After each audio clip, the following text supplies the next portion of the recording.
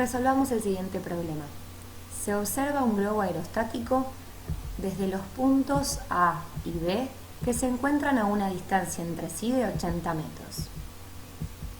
Los ángulos de elevación desde ambos puntos al globo son respectivamente 24 grados y 47 grados.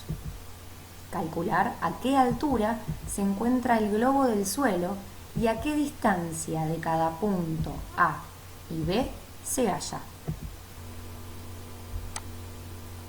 Lo primero que vemos es que conocemos dos de los tres ángulos interiores del triángulo, entonces con la propiedad de la suma de los mismos podemos plantear que 24 más 47 más el ángulo desconocido es igual a 180. Si sumamos y despejamos convenientemente, averiguamos el tercer ángulo interior de nuestro triángulo. Vemos que ningún ángulo es recto, por lo tanto es un triángulo oblicuángulo, del cual conocemos sus ángulos interiores y uno de los lados. Recordamos entonces cuáles son nuestras posibilidades de resolución de triángulos oblicuángulos. Una vez utilizando el teorema del seno, que relaciona el seno del ángulo con la longitud de su lado opuesto, y puede ser usado si conocemos dos ángulos y un lado opuesto, o dos lados y un ángulo opuesto. También como alternativa tenemos el teorema del coseno, que se puede usar si conocemos dos lados y el ángulo comprendido por ellos, o si conocemos los tres lados del triángulo. Vemos en nuestro ejercicio que al tener tres ángulos y un lado, nos conviene usar el teorema del seno. El seno de 109 se relaciona con 80 metros, que es la longitud del lado opuesto. El seno de 47 se relaciona con la distancia del globo a A, porque es el lado opuesto a 47. Y el seno de 24 grados se relacionará con la distancia de B. Para una resolución correcta, lo que hacemos es tomar de estos tres miembros de una igualdad, tomar solamente dos, como lo marca la llave, o bien podemos tomar el primer término y el tercero. Siempre vamos a tomar el primer miembro porque no hay incógnita ahí. Entonces, al hacer las elecciones nos va a quedar solamente una incógnita. Empecemos. Si tomamos las dos primeras partes de esta igualdad, obtenemos la expresión que está en pantalla. Desde ahí nuestra incógnita se encuentra en un denominador. Entonces podemos multiplicar los medios y los extremos y despejar a la distancia de A.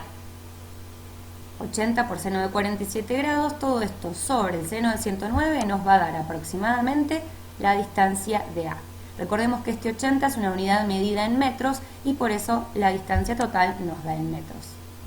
De una forma muy parecida, si hubiéramos tomado el primer miembro de esta igualdad respecto del último, multiplicamos, hacemos el despeje y podemos obtener en forma aproximada la distancia del punto B al globo. Si volvemos al ejercicio, notamos que conocemos los tres lados y los tres ángulos del triángulo oblicuángulo. Pero también nos preguntaba cuál es la altura, y por definición de altura vemos que al incidir la altura sobre el lado forma un ángulo recto. Entonces podemos trabajar con un triángulo rectángulo como está señalado en la pantalla, o bien con el otro triángulo rectángulo que se determina. Vamos a elegir uno azarosamente. Yo elegí el que está señalado en este momento. Entonces, si miramos ese triángulo rectángulo y olvidamos la información extra, vemos que conocemos la hipotenusa, tenemos como referencia el ángulo de 47 grados y queremos averiguar la altura, que es el cateto opuesto al ángulo de 47.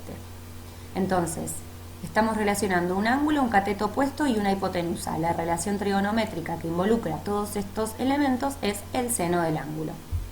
El ángulo mide 47, la altura no la conocemos y la hipotenusa es de 34,41 metros aproximadamente.